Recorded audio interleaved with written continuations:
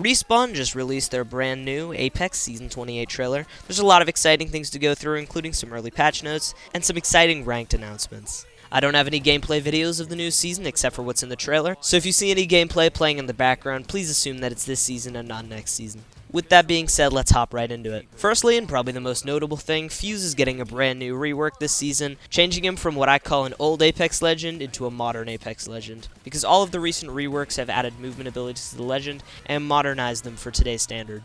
Of course, Fuze is living up to that standard with this update and his new abilities, on which we'll go further into depth later. So stick around. Starting off with something that a lot of people are quite excited about, we have to talk about the new Breakable windows, which is a new feature in Apex, which I think is going to shake up the game quite a bit. For whatever reason they called these Breakable windows hard light mesh. I don't really know what this means, but it does look pretty cool. It reminds me vaguely of a rampart cover, however you can't shoot through one way, which I think is good. I already think that there's going to be a lot of camping this season with the removal of the dropship and all the controller upgrades. That being said, I am glad that they're doing away with the old system for windows, where you'd either have nothing in the window or glass that you couldn't shoot through. I feel like there's not too much to talk about except for some key elements of it. While they are destructible, any legend can replace them, but controller legends specifically can barricade them. I'm expecting this to work pretty similar to how Catalyst can reinforce doors. There's some people saying that these barricaded windows won't be able to be shot through. Instead, you'll have to use Fuze's new ultimate, or something similar like a Maggie Drill or Arcstar to get through. Again, stick around. In addition to that, similar to the Catalyst doors, controller legends can have 4 barricades up at the same time. With this season, they seem to be increasing the class disparity within Apex, as directly in their blog post they say, choose your side, unstoppable aggressors or unbreakable defenders with these new legend upgrades. With this, they seem to be making it pretty clear that they want to have some sort of class disparity between the two polar opposite classes of legend, that being assault and controller, as this season controller legends will be more powerful than ever, and so will Fuze. I think that's a pretty cool dynamic to be going into, especially with the rank changes coming up, where I saw Bloodhound climbing what I feel like is a higher height than he usually does while in his ultimate. They are thankfully removing the control drop zones in rank. They said that after a lot of player feedback, they've determined that's just not a good system. I like to take some of the credit for this. Recently, I made a YouTube video talking about my hatred for the system. Nah, I'm joking. I've got like 1,000 subs. I had nothing to do with it. The reasoning for this is that they wanted to bring the competitiveness from ALGS into the game. They reiterated a lot of the same points that I made in my YouTube video, where I said that I didn't like the system because it engaged a lot of randomness into the game and made it so that survival was kind of luck-based and not your own fault from the get-go. In addition to this, I said that keeping a lot of the players separate encouraged picking up a lot of marksmen and sniper rifles because everyone was just sitting in their corners with the snipers. The last thing that I said about that ranked system is that I didn't appreciate the fact that there was always about 20 people alive in the final ring, which is not a very good fit for a game like Apex, as it was pretty much the luck of the draw of who got the best nades and abilities off. So in the end, I'm very glad that they removed this feature. They said that there's more to come on ranked, but I am super happy that they did this. We'll have to see when they come out with the official patch notes. I'll keep you guys updated, don't even worry about it. Something that some of you sweats might be happy about, they're changing some of the audio options. I guess it's kinda cool, but I don't think it matters all that much. All they did was add 3 settings that you can change, which changes legend dialogue, ping dialogue, and announcer dialogue. You can choose between hearing none of them, some of them, or all of them. I'll probably be turning down some of the announcer dialogue, as it seems to always get in the way while I'm trying to record. But that's kind of just a me thing. On to Bot Royale, which Respawn gave a lot of attention to in their blog, and I know a lot of you are excited about. They're introducing something called Bot Royale Evolved, which will consist of 1 to 5 full human squads and a sea of our newly updated Apex bots.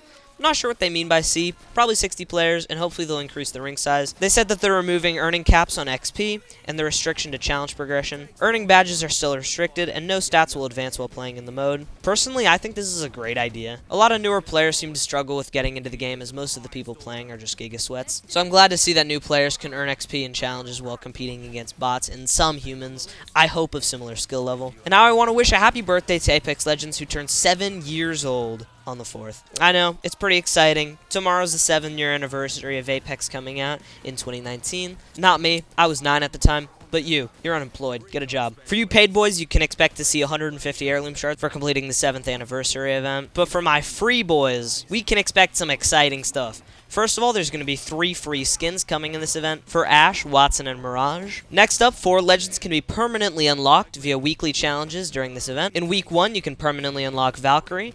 In week 2, it's Revenant. In week 3, it's Conduit. In week 4, it's Sparrow. I already have all these unlocked, but I'm pretty excited for those of you who don't. You can expect to see a random free recolor of a gun that you don't have as a final reward for completing all the challenges during this month-long event. This reminds me of the 5-year anniversary event where you could get that reactive flatline skin. Now that seems to be about it in terms of stuff coming with this event. Here's something cool for the news scene in Apex. Instead of Respawn giving out news split between 2 separate accounts, they've created one account named Apex Live Comms on Twitter, where they'll be releasing everything going forward. Next, according to Hypermist, Respawn is reportedly testing a new respawn system that allows for players to be revived directly from death boxes, which will probably replace respawn beacons. In practice, I don't really know how that's going to function in-game, especially in ranked where a lot of people might just camp next to each other's death boxes, and this might make it easier for people to kill farm on each other. This also invalidates a lot of the support class reworks that happened a couple seasons ago, but those were also not terribly popular back in the day, so we'll have to see what happens. Tell me what you guys think about that in the comments. I'm curious. 2 massive things are changing in the loot pool. Number 1, those annoying gray bags that are always on the ground in Apex are being removed, and they're being integrated into your base kit. In addition to that, all knockdown shields are being removed from the loot pool. There's not much to that part of the update, but I think it's pretty good that they're doing it. It removes some of the things from the loot pool that a lot of people just don't need. They'll be integrated into your shields, so don't worry, you'll still have your knockdown shields. I don't know if that means they'll be adding them to wildcard, as we have not had knockdown shields in the entirety of wildcard so far. We'll have to see what happens from that. More to come. The G7 will be going into the care package this season. The G7 will be going into the care package this season, and I think we can expect it to be a lot like the red G7 from the Halloween update, while dual P2020s are staying in the care package. Apparently, according to Osatal, the Star Wars collaboration update has been confirmed with a light whip and a lightsaber coming out. Not quite sure what a light whip is. I think we can all kind of imagine what a lightsaber will look like. I'm not sure who each of the legends would play, but I think we could expect to see a Mandalorian Revenant, and perhaps an Emperor Palpatine Ballistic. Dual shell hop-up is coming back for the Mastiff, along with the Disruptor rounds for the Peacekeeper and the double tap for the EVA 8. Those still won't be found on the ground. They'll work like all other hop-ups, scaling with the damage that you've done. The map rotation for both ranked and non-ranked will be World's Edge, Broken Moon, and E-District. In my opinion, that's pretty solid. If it was my perfect map rotation, we'd switch out E-District for Olympus, especially as Olympus just got a rework and barely anybody's playing it since Wildcard has been overshadowing it. Speaking of Wildcard, there's not much new coming out about that. According to some previous leaks, we could be expecting to see new Wildcards and the return of old ones, but there seems to be no new Wildcard map this season. That disappoints me a little bit as it's my favorite game mode currently. But there's going to be a ton of Legend updates. Starting at the bottom, we have Catalyst, who's got some minor buffs coming, including her piercing spikes can be thrown further and trigger faster. Hidden spikes remain concealed until activation, which there's not much on that. This is what Hypermist has said. There's not much on the second leak from Hypermist saying that the hidden spikes will remain concealed until activation. He doesn't really explain what these are, but I think we can assume that they'll be under the ground. Her ultimate can now deploy horizontally as seen in the video, which reduces incoming bullet damage by 50%. That's about it for Catalyst besides the aforementioned controller updates. His tactical scan is going to be improved to be faster. His ultimate cooldown is taking a huge buff. It's not specified by how much, but apparently it's going to be significantly reduced. Again, with his ultimate, Nox during ultimate will extend his duration, enabling chain hunts, and new upgrades include longer range White Ravens and healing on Nox during ultimate. Now it's what you've all been waiting for, Papa Fuze. Of course, he's getting a new movement ability. It's called the Knuckle Jumper upgrade, which Bobs has said it's going to be similar to the first bounce from an Octane jump pad. This is pretty cool. It's supposed to let him jump over and past defenses. His reworked ultimate is pretty cool. Basically, it has 2 modes. One reminds me quite a lot of Mad Maggie's drill. It'll give you a reading on the depth.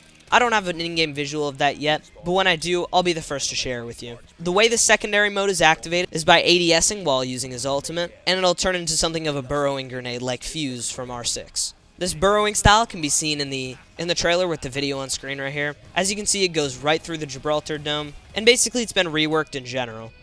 It fires off a lot of explosives that seem to leave a lot of fire in almost random places. Its size seems to be increased, and I think the point of it is for more indoor use. That's about it. Thanks for watching.